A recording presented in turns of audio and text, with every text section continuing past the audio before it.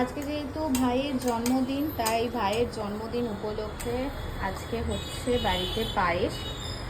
আর এটা ঠাকুরকে মানে ভোগ নিবেদন আর কি করা হবে।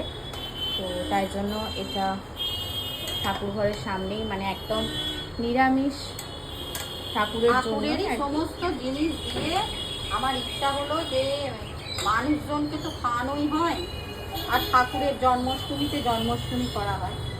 তাই আজকে আমার হঠাৎ করে ইচ্ছা জাগলো যে আজকে একটু গোপালকেই দিয়ে দিই পায়েস। তাই এই পায়েস করা হয়। গোপালের উদ্দেশ্যে আমার ভোগ নিবেদন। আর আমার গোপালদের দেখো কত সুন্দর লাগছে দেখতে। এই হচ্ছে ঠাকুর ঘর আজকে সাজানো। এই হচ্ছে সমস্ত ঠাকুর আর কি ঠাকুর ঘরের। আজকে যেহেতু ভাইয়ের বার্থডে, তাই খুব সুন্দর করে সাজানো হয়েছে।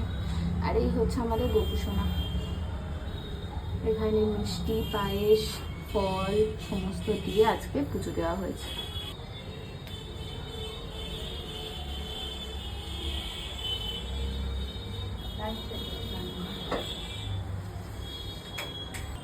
এই হচ্ছে আজকে জন্মদিনের সকালের পর্ব।